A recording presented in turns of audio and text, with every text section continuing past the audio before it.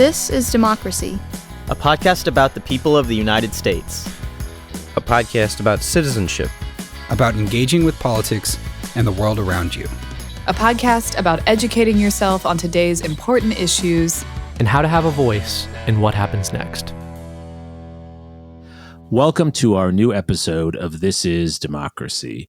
Today we're going to talk about an issue that has animated many discussions across the country for the last 2 years. How are teachers coping with all of the challenges of COVID? Of course, how students are coping is an important issue as well. But we all know that teachers have a particularly important role to play with children of all ages who are dealing with difficulties that are social and emotional as well as intellectual and academic during this period of repeated challenges and school closings and concerns about health and various other issues. And we're fortunate today to have a really extraordinary teacher here in Austin, one of Zachary's teachers, who's going to talk to us about his experiences the last 2 years, experiences that I'm sure many other teachers around the country, many of you listening, have shared yourselves. This is Jason Flowers. He is entering his 17th year teaching APUSH history. Jason, you're only 18, so you've been doing this since you were like a year of age, right? Sure, exactly. He teaches at the Liberal Arts and Science Academy, often known as LASA, here in Austin. And it's a fantastic school. It's a public school, a public magnet school, like those that exist in many, many cities. In addition to teaching APUSH history, what they affectionately call APUSH, Mr. Flowers teaches American film. He coaches Quiz Bowl and History Bowl. He's originally from South Louisiana, has a BA in history from LSU, which has a wonderful history department, along with a master's degree in social studies education from North Texas. And Jason Flowers is a man of many talents.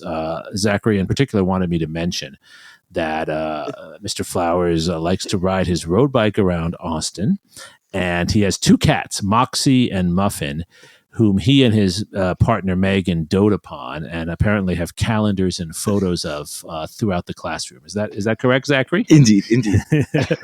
Jason Flowers, thank you for joining us today.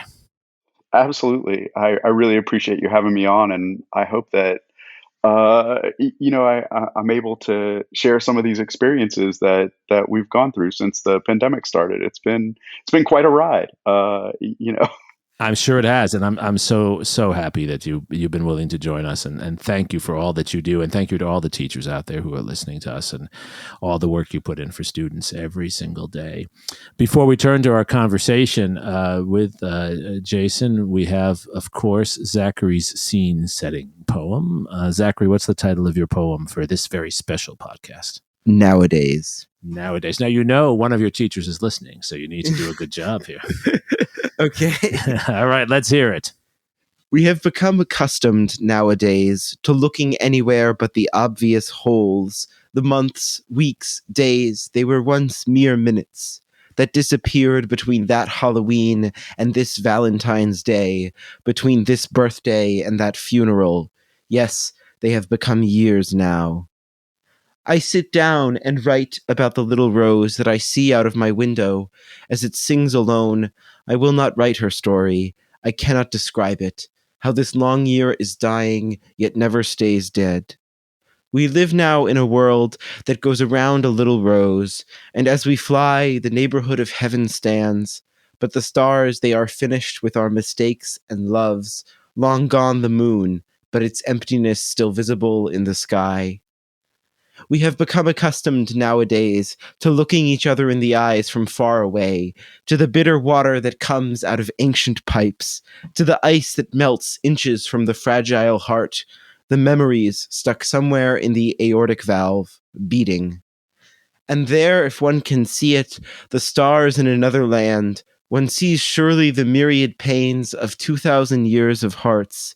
There the memories play with the head of time, and nevertheless the little rose thinks about the past. There, as they scratch and scratch until the clocks bleed, our little rose forgets what the world does with its freedom. I love it, Zachary. I can feel the emotion in that. What is your poem about?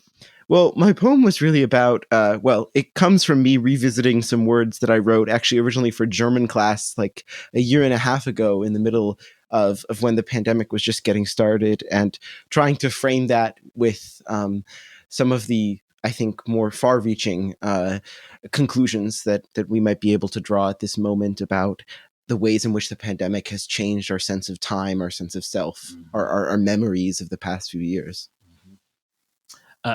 Jason, Zachary's put into words some of his feelings. What has it been for you? How has it felt, and how have you experienced this pandemic as a veteran teacher?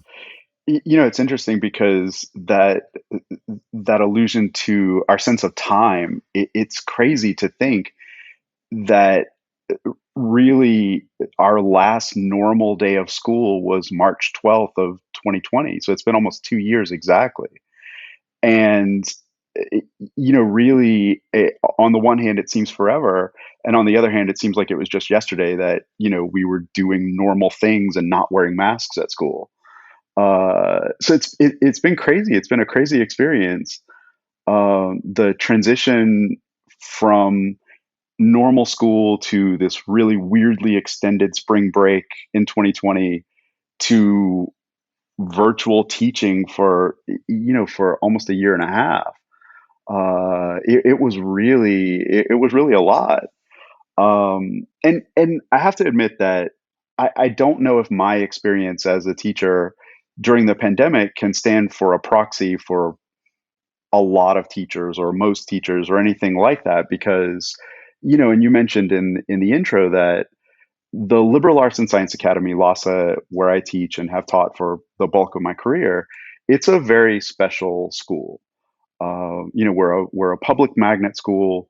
We draw on students from the entire district here in Austin, and we bring in brilliant, wonderful kids. And so our student population is not sort of typical.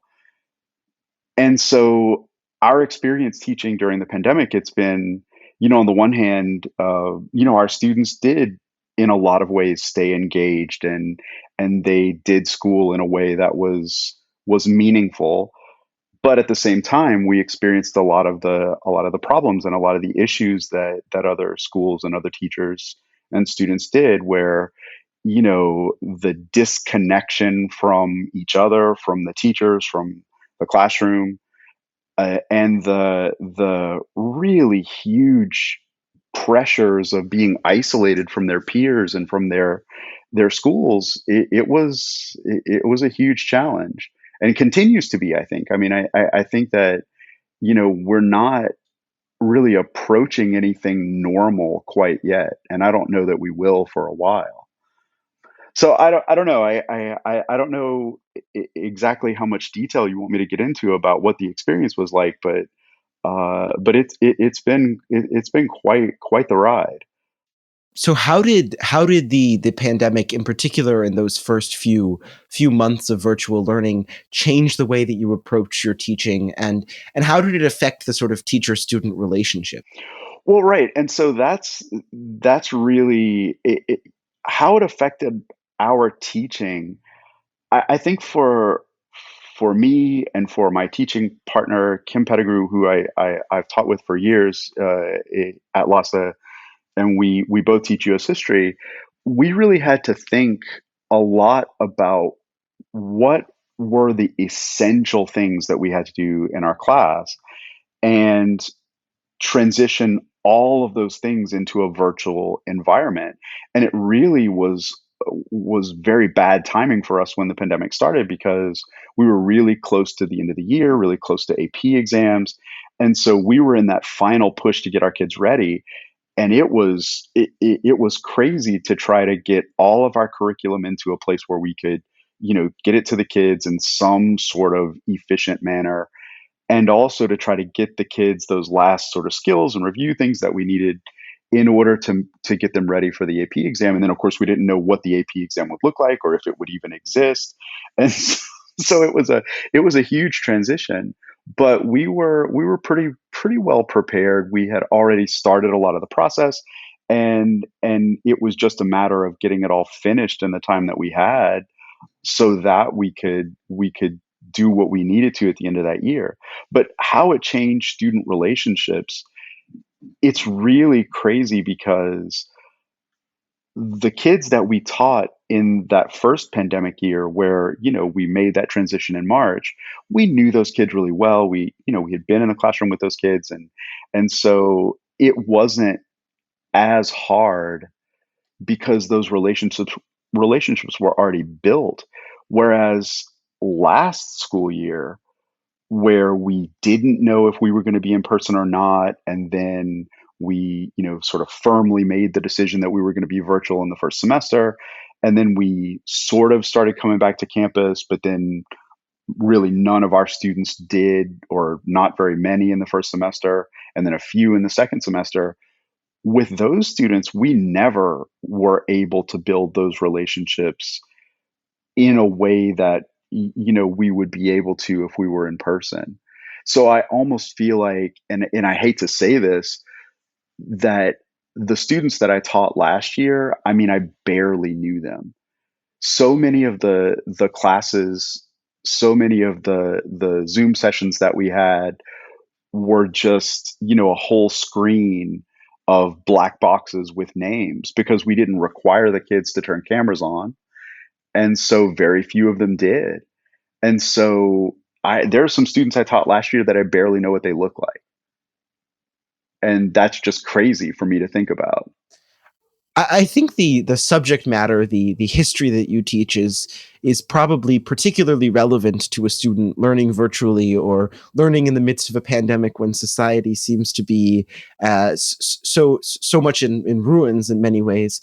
Did you notice greater student engagement or a renewed interest in these issues? Did it change the way that you felt the topic should be presented, or? Well, so it's interesting because I think that student engagement went in two very distinct directions, right? You had a certain subset of kids that, certainly in my class, and I think in a lot of their other classes, just sort of disengaged, right?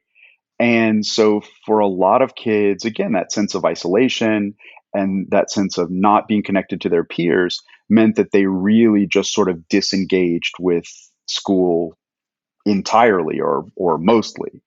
Whereas on the other hand, there was this sort of core set of kids, especially last year, that really wanted to engage. And again, especially with history. And so we had a lot of kids that wanted to stay after class was over, wanted to talk to us, for hours in some cases, right? And so we started last year, especially because the election was coming around, and we would always spend a lot of time on an election cycle if we were in person. We started having Friday sessions where, we just invited all of the US history students to come to these Friday sessions, and Kim and I would get together, and, we would let the kids talk about whatever current events they wanted to. We would talk about politics or the election or whatever was happening. And the engagement with those sessions was incredible. And it was one of the best things about teaching last year, certainly.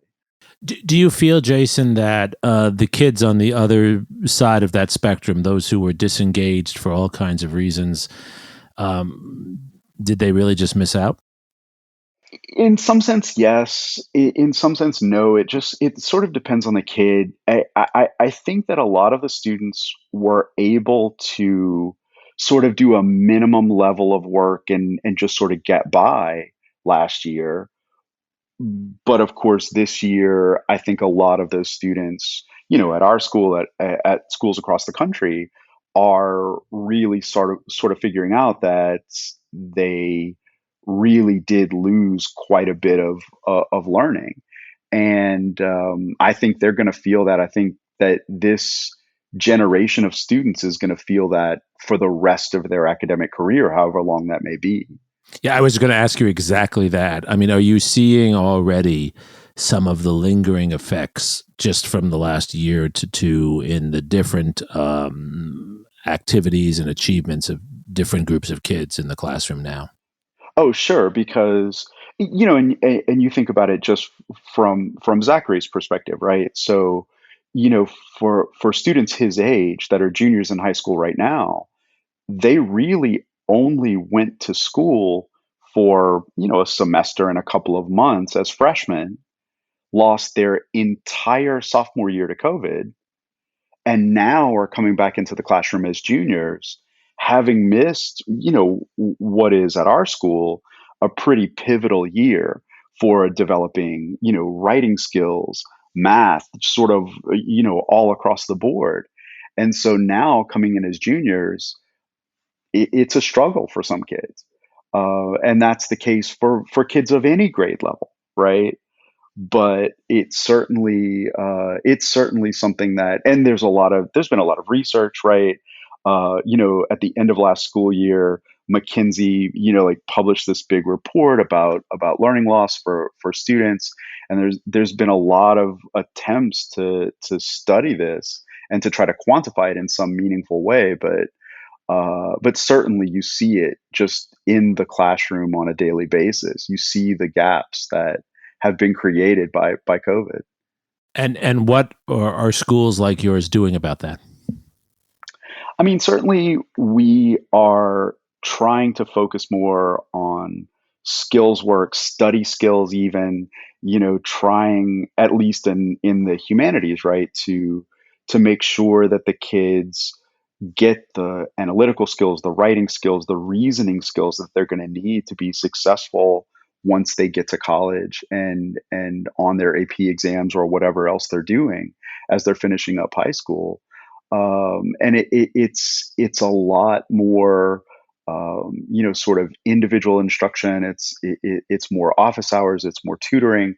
It's just trying to respond to whatever it is that the kids need. I mean, it's the only thing you can do at this point, right? Yeah. I want to pivot a little bit and talk about that moment when I think it was my sophomore year, so it would have been late 2020 when schools were coming back into session after summer break. And at least here in Austin, there was a real debate about whether students should be back in person or not. And I know there was a lot of controversy at the district level, particularly with conflicting policy from the state. What was that like as a teacher with your lives in many ways on the line when those decisions were being made?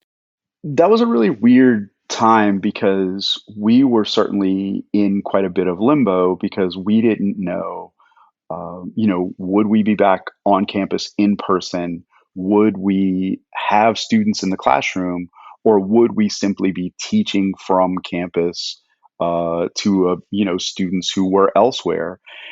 And it was really concerning because, of course, at that point at the beginning of the 2020 school year, we didn't have vaccines yet. We didn't know when vaccines were going to be available. We didn't know whether or not kids would be coming to campus with COVID. And so it was pretty scary. And then also in a lot of school districts, including in Austin, there were shortages of teachers when we did finally go back in person because teachers were out on medical exemptions. And so at the district level, they were sending central office employees, district employees out to campuses to be in classrooms with students. And they still are today, yes? Well, sure. But now it's for substitutes where, we just have a shortage of substitutes in the district. But back then it was to be a physical presence in the classroom where teachers were not on campus for whatever reason. And so that was really a very interesting time. And it was pretty scary at first. But now that vaccines have rolled out, and of course, I mean, for myself, I'm a fairly healthy. I just turned 50, right? So I don't have a lot of underlying risk factors for COVID, but certainly I got vaccinated right away. I got boosted right away, and on a personal level, that makes me feel much safer and much more responsible because it means that I'm much less likely to get really sick or bring COVID home to my partner, to her family or whatever, or my family. And so, that makes me feel a lot safer. But the beginning of 2020 was pretty scary. And Jason, you've described so well the uncertainty, the fear, the disruption.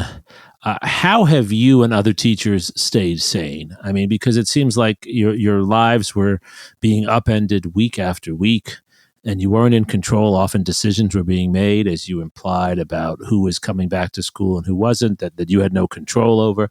How have you maintained your mental health? It's been a challenge, and it's not just teachers, it's students, everyone, right? Because, one of the biggest concerns that's grown out of the pandemic has to do not simply with learning loss for students or stress for teachers, but it's just sort of across the board. Everyone's mental health and well-being has taken a hit. And for me, thankfully, my partner's a mental health professional, right? She was, she's a licensed therapist. She was the head of middle school counselors for Austin ISD, but she's transitioning out of that role now. And so, just having her around is a huge help. And certainly, just like exercise and trying to be active and just do whatever I needed to keep my sanity. That certainly helped me a lot, but it's been such a strain on everyone. Just again, it's that feeling of isolation, of being disconnected from everyone that you're used to being around, from students, from colleagues, and it takes a toll. And I've seen some of the reports that you have lived and seen on many teachers now saying they don't want to return. There are concerns about retention, especially of some of the high performing teachers like you. Is that a result of these conditions, and how should we understand that issue? Sure. I mean, in part, it is a result of, and this goes across professions, right? It's not just teaching; it's all of these different professions where COVID has really caused a lot of Americans to reconsider what they find meaningful and how they make their living and what is tolerable in a workplace, right? And so, with teaching, it's the stress of the uncertainty of COVID and how we were going to deliver instruction and all of these different things, but also for teachers. And of course, this is a perpetual problem in the United States, and it's not unique to Austin or Texas or anywhere. But it's that schools are underfunded, that teachers are not generally very well paid. And so you add the stress of COVID, and you add, budget shortfalls in states and in local school districts, and that pressure, it falls on teachers pretty heavily. And so that certainly has caused many teachers to reconsider being in the profession. Are there some concrete ways you think that students, parents, administrators can contribute to making that teaching environment more tenable and at the least comfortable for teachers? I mean, I have to say from my perspective that the parents, the students at LASA, the administration at LASA, they've been incredibly supportive. They've been wonderful over the course of the pandemic. They've really done as much as they could to make this easy on us. And I know that's not universal across the country. I know that other teachers' experience in that regard has not been that way. It's hard because school districts, because of COVID, were left in this really sort of untenable position, right? Because on the one hand, you have the demands of the parents and students, you have the demands of the state, which may be, completely opposite, right? And then teachers are sort of stuck in the middle of that, right? And so I really don't know what it is that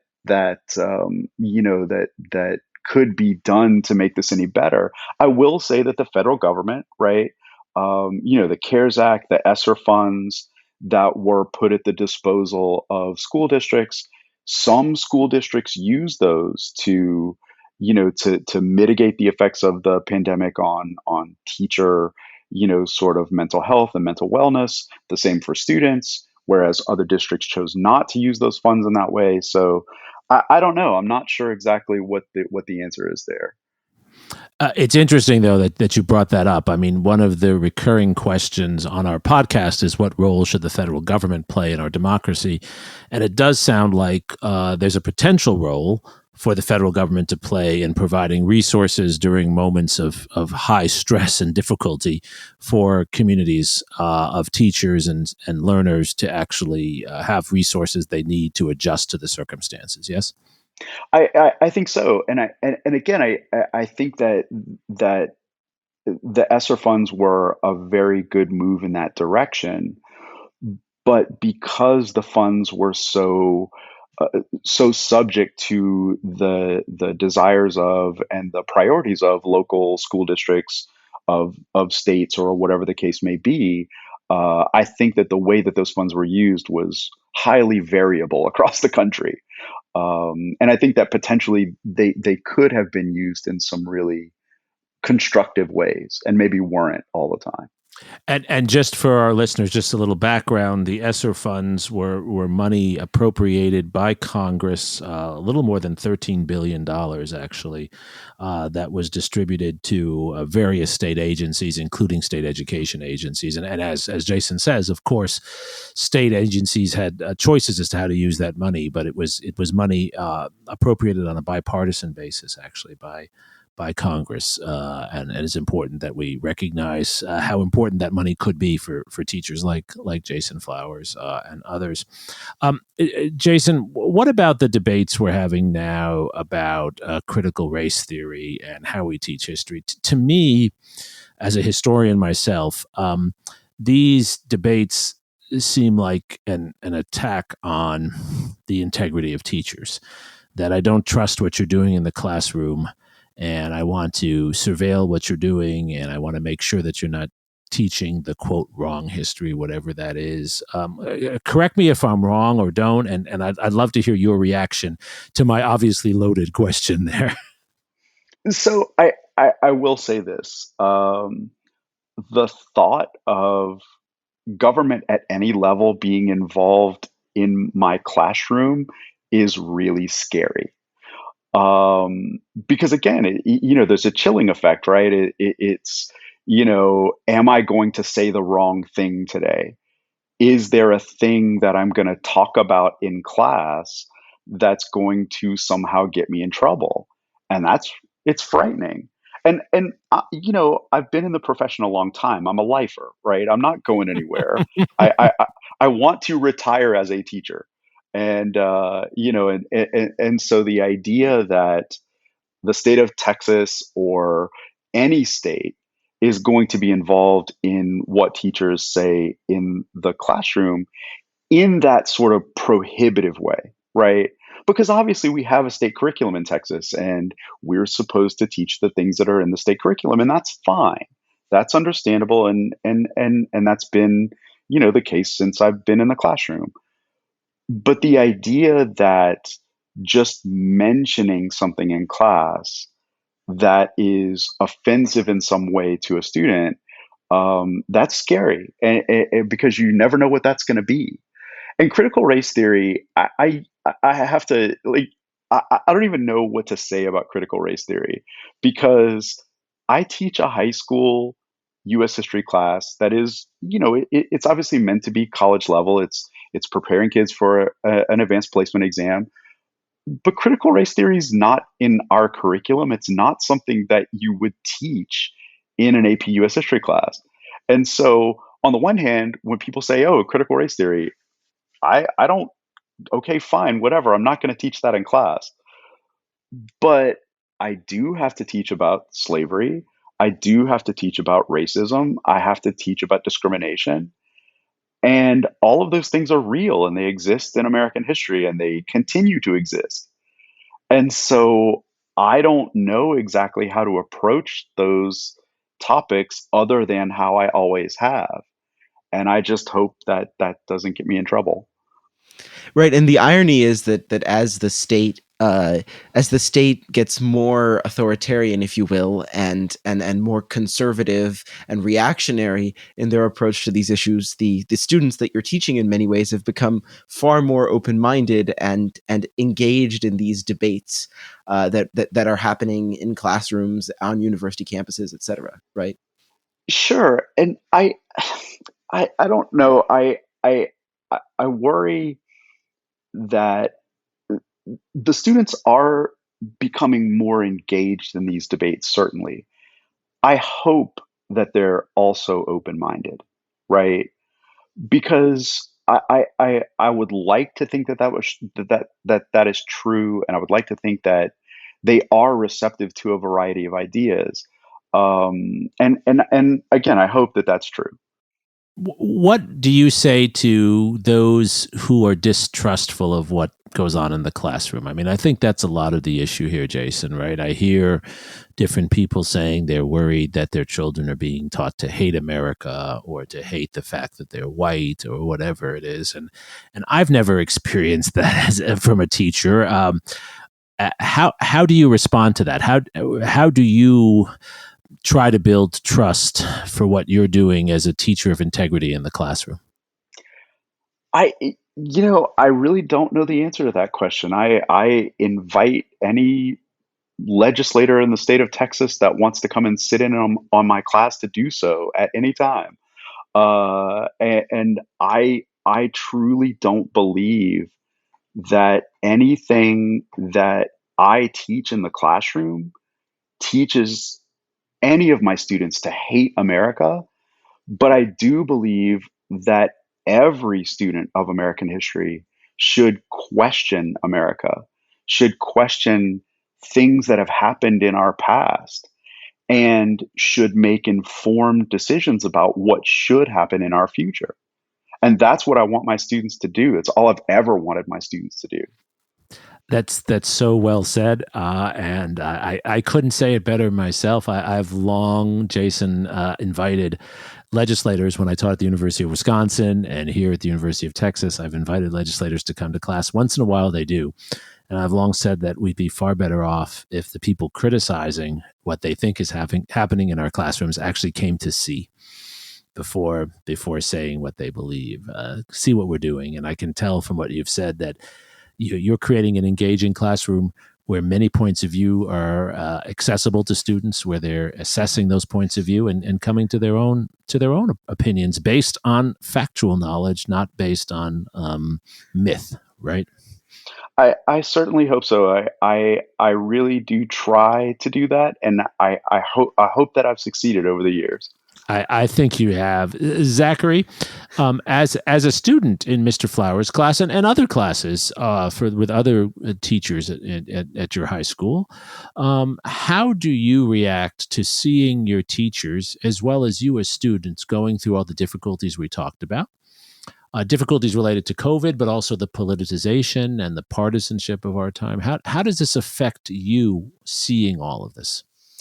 I think it definitely has had a profound effect on the way that I approach my schoolwork and the way that I think about my school community. And it's really made me appreciate to a greater extent the importance of what I do in the classroom, what my teachers do in the classroom, and what we as a school do. And I think that what seeing this experience and experiencing a lot of this myself has taught me is that there is a space and there is a desire among young people, among teachers, among everyone to have these kinds of discussions and think about where we are. There's definitely widespread dissatisfaction with the status quo, at least the status quo of COVID. And the underfunding of our schools. But I think there's also a lot of joy going on in our schools today, and I think we need to be able to see that. And if anyone doubts that these serious conversations could happen, they should come to Mr. Flowers' Quiz Bowl practice during lunch and hear the kind of raucous debates that occur. I often hear esoteric questions and esoteric points of history being discussed. But important. Yes. So Jason, I want to give you the last word here, and I wanted to ask you one of the things I relish about you as a teacher that I've seen from a distance, and and learned vicariously through Zachary. You're an optimist. You're a man of great energy and hope. You convey that every day. What keeps you going? What do people need to know so they can be hopeful as you are every day in the classroom?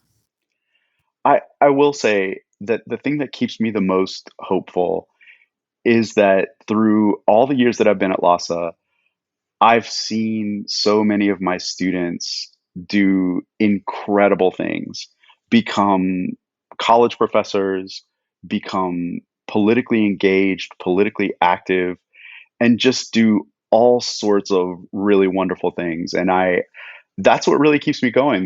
These kids are amazing, and it's really been sort of the privilege of my life to teach them. And I really do like it.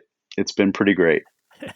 It is such a privilege that you and I have as teachers to be able every day to help just a little bit another generation correct our mistakes, right? In the Jewish faith, we talk about repairing the world, right? And I think we repair the world by helping others to be prepared to repair it for us. I certainly hope so. Jason Flowers, we are really so fortunate that you are one of such a large number of teachers in every city and town who every day are doing work to keep our democracy alive and to promote our democracy and help our democracy continue to grow.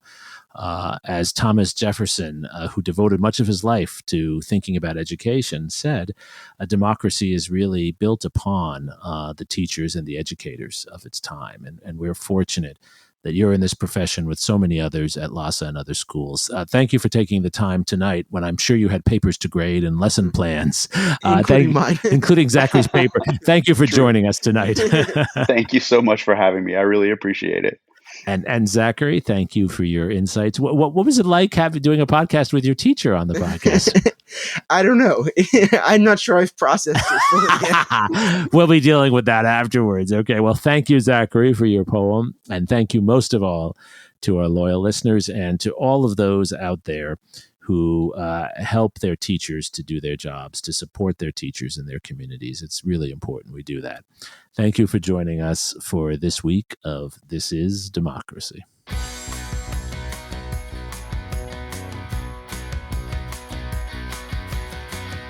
This podcast is produced by the Liberal Arts ITS Development Studio and the College of Liberal Arts at the University of Texas at Austin. The music in this episode was written and recorded by Harris Codini. Stay tuned for a new episode every week. You can find This is Democracy on Apple Podcasts, Spotify, and Stitcher. See you next time.